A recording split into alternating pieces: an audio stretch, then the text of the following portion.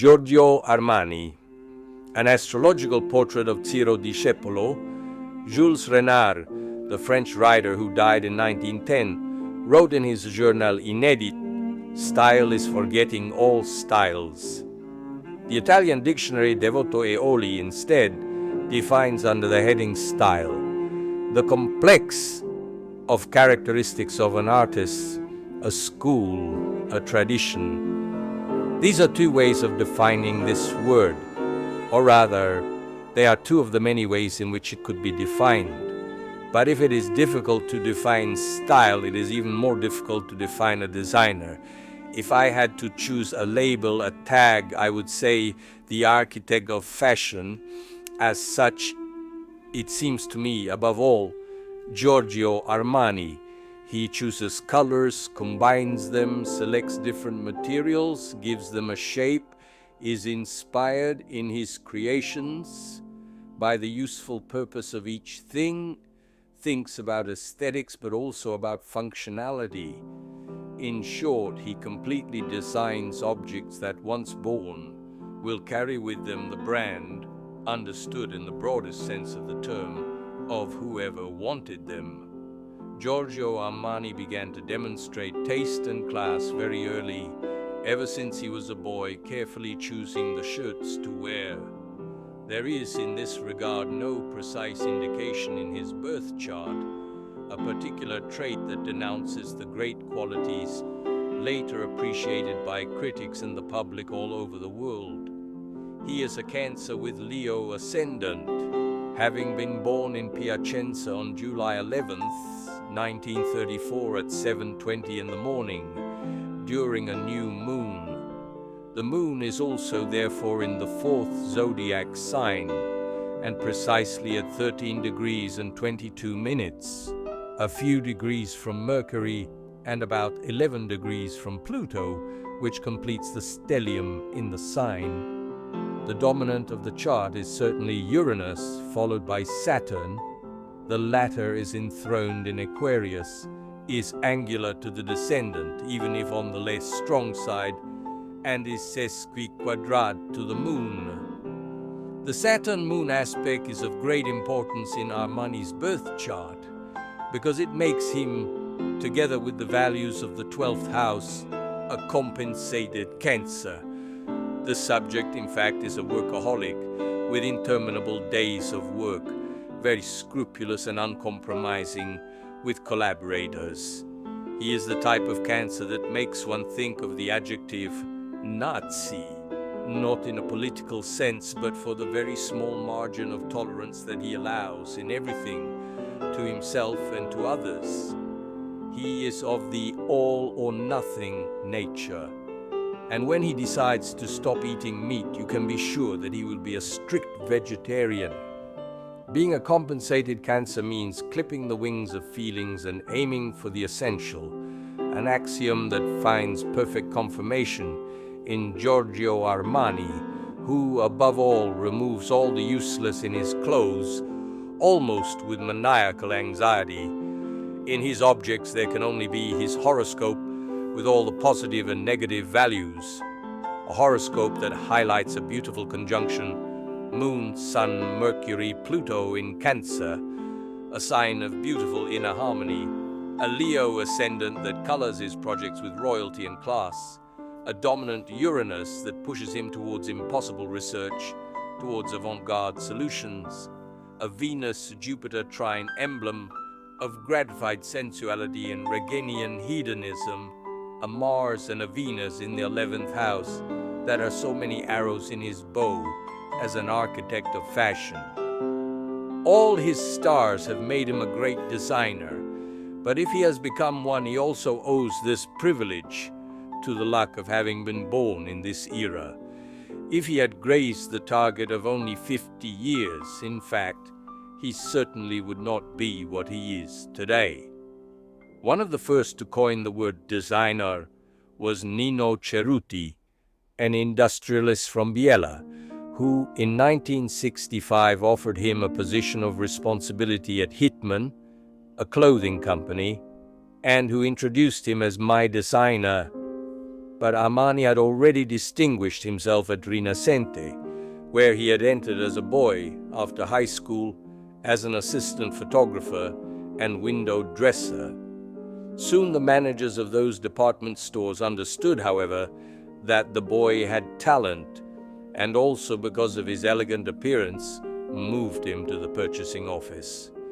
There Armani experienced the first emotions of the choice, and there he also felt the hostility of his colleagues, who had trouble digesting his leonine protagonism and his Uranian experimentalism. The sixth house in Capricorn can be, in this regard, an important indication.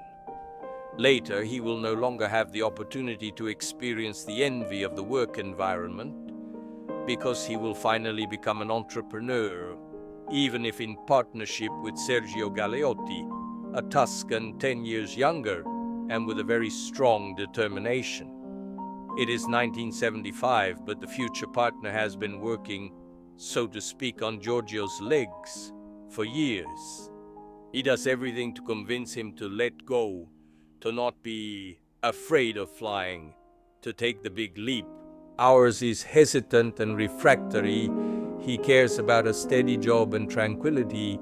As a good Cancer, he does not want to take risks, and above all, he is a faithful dog to his employer.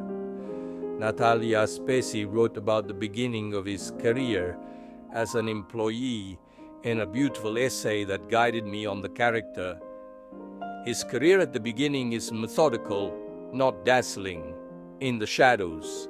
The good career of a hard-working employee who invents a new profession day by day in the years of the economic boom, of individual miracles, of the beginning of the social and financial fortunes of fashion. But Galeotti's flattery is sufficiently convincing, and so Armani SPA is born. Saturn, passing over the sun and the moon, celebrates the great moment, benignly cementing the enterprise but darkening, I am sure, the dreams of our man, who, however, soon came back to light with the first balance sheets and with the subsequent ones. 800 million in turnover in 1975 and 250 billion in 1984, less than 10 years later.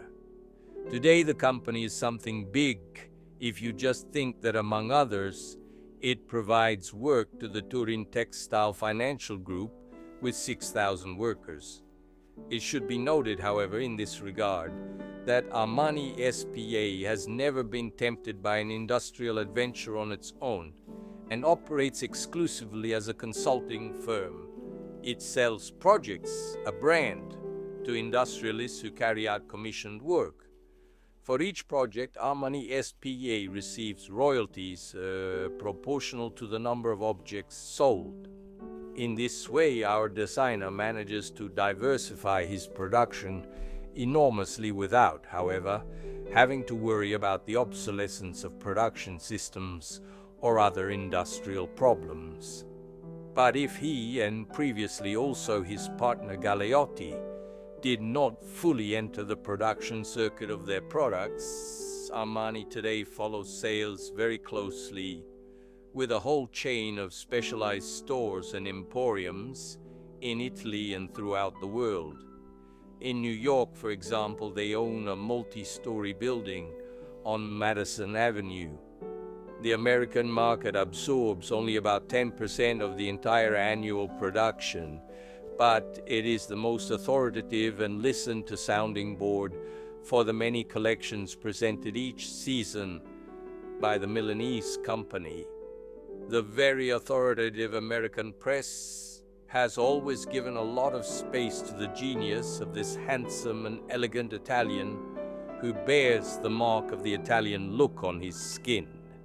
And Armani, for his part, is very sensitive to the voice of the press. As soon as he could, he set up an external relations office led by the specialized journalist Barbara Vitti.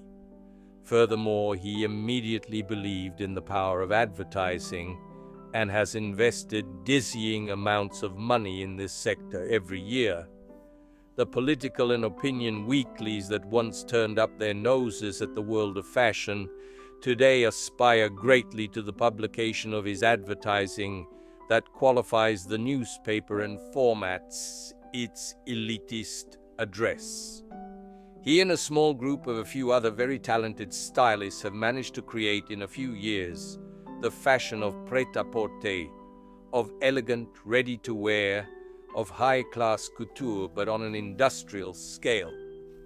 People do not worry about having to pay 20 or 30% more on each item if it can show off the prestigious signature of its creator. From a tie to a fur coat, from a sweater to an evening dress, an Armani represents a status symbol, a distinctive sign of belonging to an elite exclusive world made by VIPs for super VIPs. Armani is synonymous with beauty, and for this reason, as Natalia Spesi says at Armani, everyone is beautiful, from the switchboard operator to the driver to the multilingual secretary to the owner's original nose. Perhaps this is why the subject has never wanted to buy paintings and art objects, for fear of making a mistake, for fear of showing second-rate Armanis. When you become a legend like him, you end up labeling everything around you, even the air you breathe, and then you have to pay attention to the background against which you're photographed, to the color of the pen you hold between your fingers, to the spines of the books that appear behind you. Giorgio Armani is a legend with which millions of people identify, young and old, the emblem of a consolidated success that cannot be demolished by time and fashion. The future ahead of our character is bright and full of successes. In the next few years, Jupiter will transit between the midheaven and the ascendant, bringing with it other honors, other glories. There will also be the opposition of Saturn and Uranus to the Sun and the Moon radix, but I am sure that this could mean, at most, only the end of the company in a legal sense.